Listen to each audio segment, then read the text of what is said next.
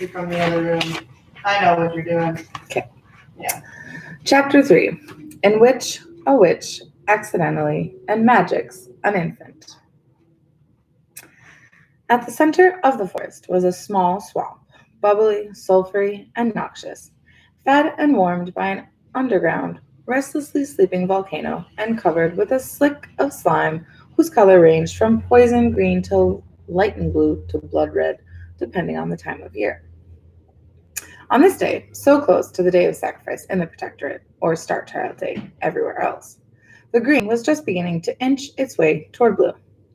At the edge of the swamp, standing right on the fringe of flowering reeds growing out of the muck, a very old woman leaned on a gnarled staff.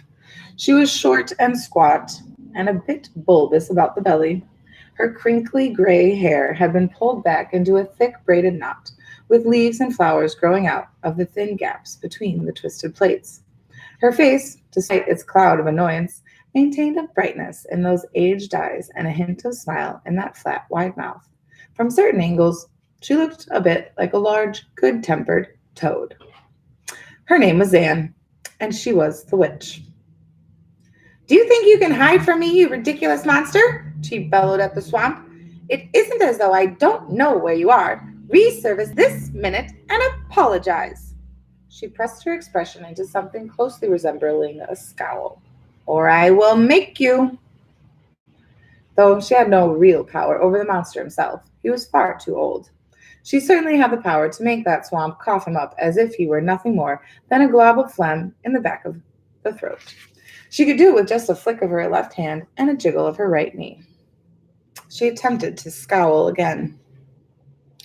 "I mean it!" she hollered.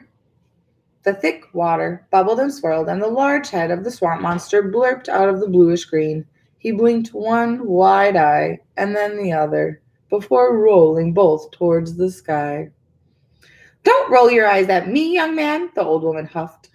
"Witch," the monster murmured, his mouth still half submerged in the thick waters of the swamp. "I'm many centuries older than you." His wide lips blew a bubble into the algae slick. "Millennia, really," he thought, but who's counting? "I don't believe I like your tone." Zan puckered her wrinkled lips into a tight rosette in the middle of her face. The monster cleared his throat. "As the poet famously said, dear lady, I don't give a rat's glurk," the witch shouted, aghast. "Language!" "Apologies," Glurk said mildly, though he really didn't mean it. He eased both sets of arms onto the muck at the shore, pressing each seven-fingered hand into the shine of the mud. With a grunt, he heaved himself onto the grass. This used to be easier, he thought, though, for the life of him, he couldn't remember when. "Furion is over there by the vents, crying his eyes out, poor thing," Zan fumed. Glurk sighed deeply. Zan thrust her staff into the ground, sending a spray of sparks from the tip, surprising them both. She glared at the swamp monster. "And you are just being mean." She shook her head. "He's only a baby, after all." "My dear Zan," Glurk said, feeling a rumble deep in his chest, which he hoped sounded imposing and dramatic, and not like someone who was simply coming down with a cold. "He's also older than you are, and it is high time." "Oh, you know what I mean. And anyway, I promised his mother." "For 500 years, give or take a decade or two, that dragonling has persisted in these delusions, fed and perpetuated by you, my dear. How is this helping him? He is not a simply enormous dragon. At this point, there is no indication that he ever will be. There is no shame at all in being a perfectly tiny dragon. Size isn't everything, you know. His is an ancient and honorable species filled with some of the greatest thinkers of the Seven Ages. He has much to be proud of." "His mother was very clear," Zan began, but the monster interrupted her. "In any case, the time is long past that he know his heritage and his place in the world.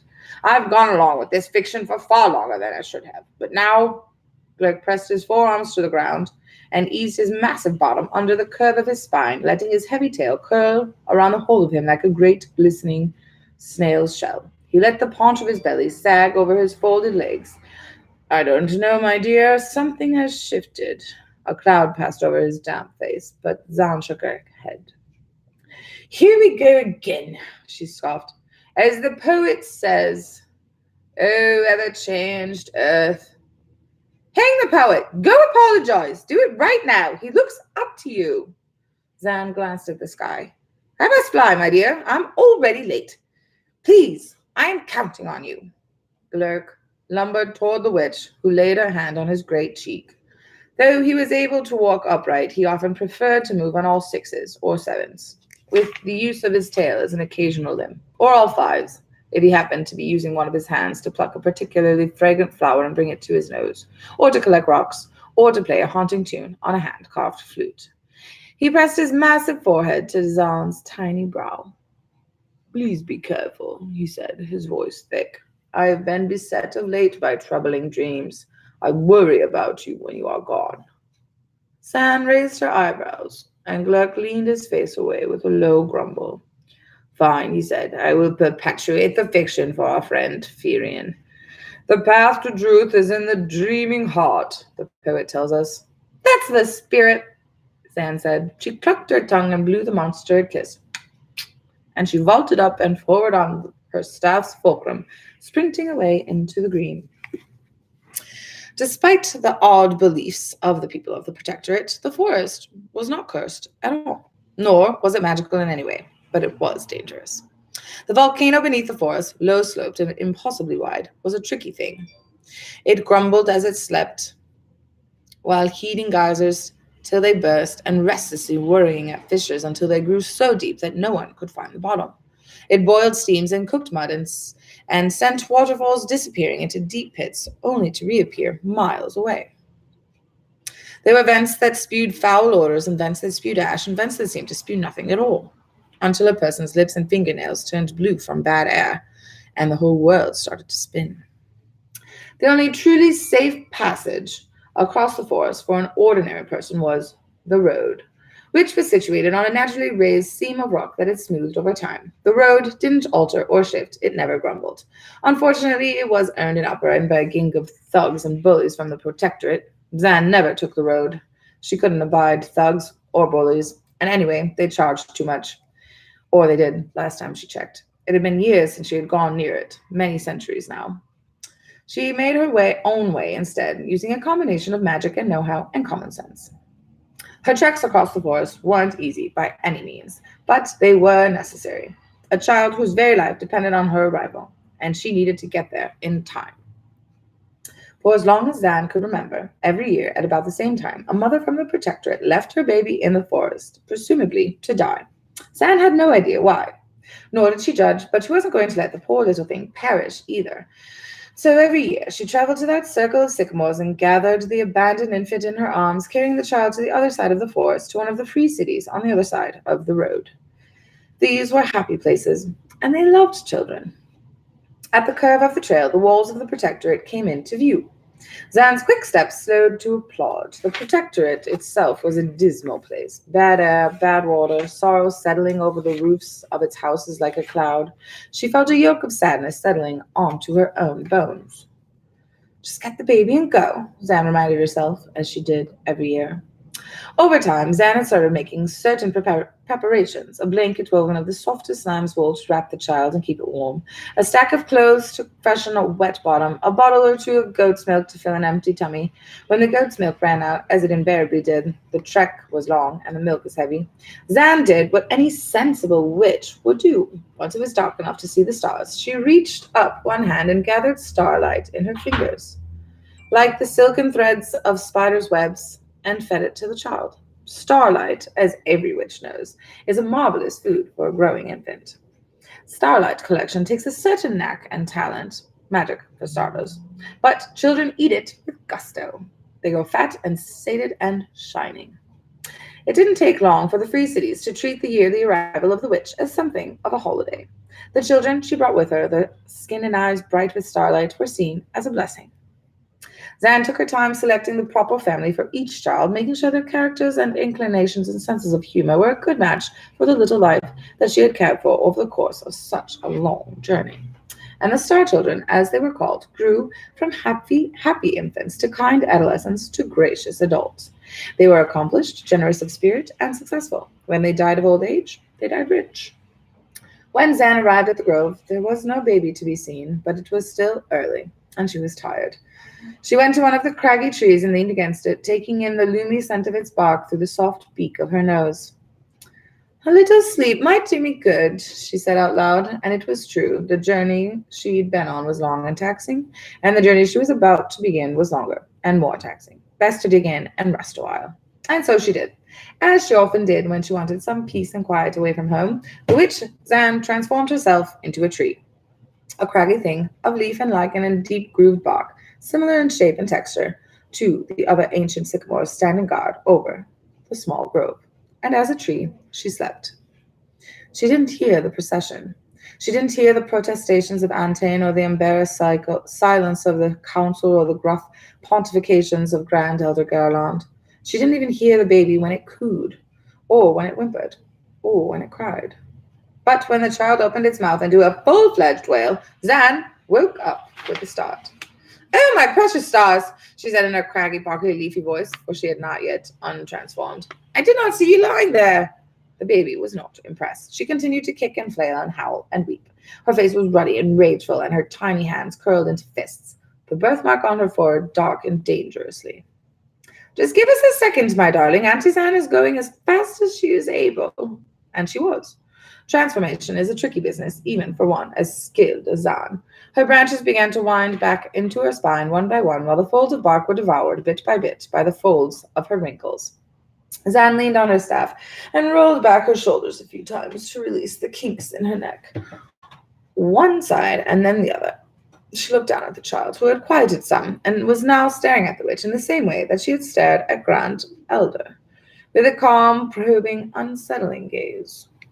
It was a sort of gaze that reached into the tight strings of the soul and plucked, like the strings of a harp. It nearly took the witch's breath away. "Bah," Zan said, trying to ignore the harmonics ringing in her bones. "You need a bottle." And she searched in many pockets to find a bottle of goat's milk, ready and waiting for a hungry belly. With a flick of her ankle, Zan allowed a mushroom to enlarge itself enough to make a fine stool to sit upon. She let the child's warm weight rest against the soft lump of her midsection and waited. The crescent moon on the child's forehead dimmed to a pleasant shade of pink, and her dark curls framed her darker eyes. Her face shone like a jewel. She was calm and content with the milk, but her gaze still bored into Zan, like tree roots hooking into the ground. Zan grunted. "Well," she said, "there's no use looking at me like that. I can't bring you back to where you were. That's all gone now, so you might as well forget about it." "Oh, hush now," for the child began to whimper. "Don't cry. You'll love the place where we are going. Once I decide which city to bring you to, they're all perfectly nice. And you'll love your new family, too. I'll see to that." But just saying so made an ache in Zan's old heart, and she was all at once unaccountably sad. The child pulled away from the bottle and gave Zan a curious expression. The witch shrugged. "Well, don't ask me," she said. "I have no idea why you were left in the middle of the woods. I don't know why people do half the things they do, and I shake my head at the other half. But I'm certainly not going to leave you here on the ground to feed some common stoat. You've got better things ahead of you, precious child." The words precious caught strangely in Zan's throat. She couldn't understand it. She cleared the debris from her old lungs and gave the girl a smile. She leaned towards the baby's face and pressed her lips against the child's brow. She always gave the babies a kiss. At least she was pretty sure she did. The child's scalp smelled like bread dough and clabbering milk. Zan closed her eyes only for a moment and shook her head. "Come now," she said, her voice thick. "Let's go see the world, shall we?" And wrapping the baby securely in a sling, Zan marched into the woods, whistling as she walked. She would have gone straight to the Free Cities. She certainly intended to. But there was a waterfall that the baby would like, and there was a rocky outcropping with a particularly fine view. And she noticed herself wanting to tell the baby stories and sing her songs. And as she told and as she sang, Zan's step grew slower and slower and slower. Zan blamed the onset of old age and the crick in her back and the fussiness of the child. But none of those things was true. Zan found herself stopping again and again just to take yet another opportunity to unsling the baby and stare into those deep black eyes. Each day, Zan's path wandered farther afield. It looped, doubled back, and wiggled.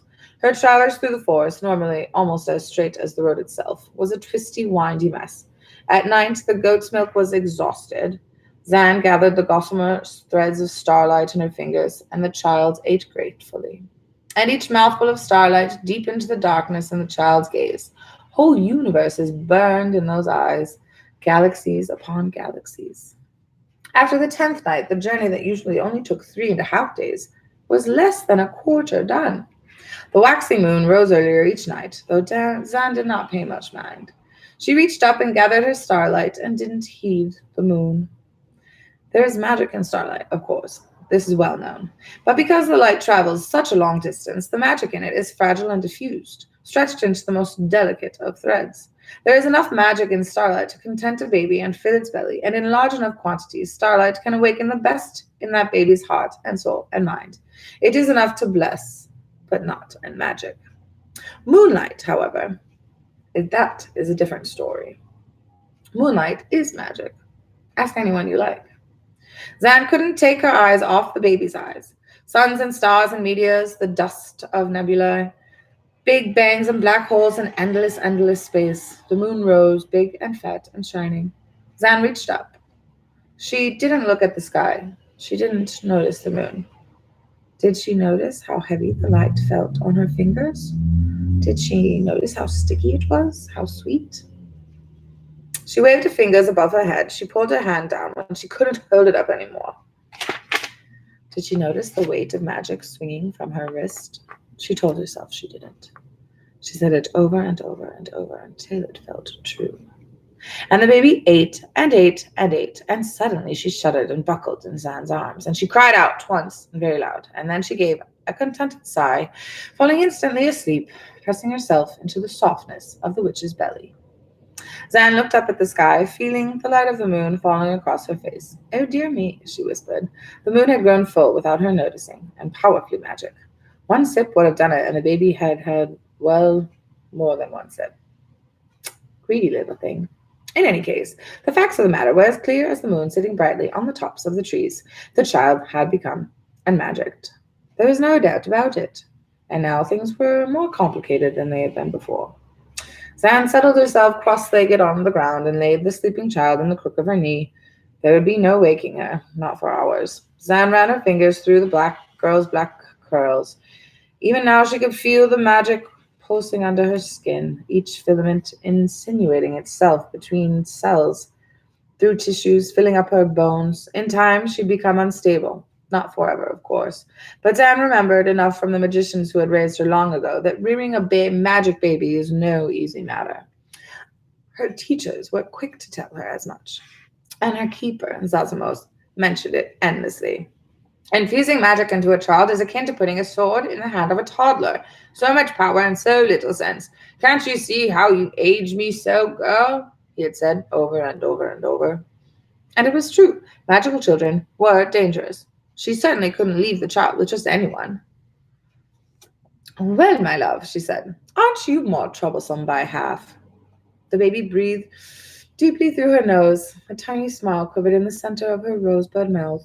Zan felt her heart leap within her, and she cuddled the baby close. "Luna," she said, "your name will be Luna, and I will be your grandmother, and we will be a family."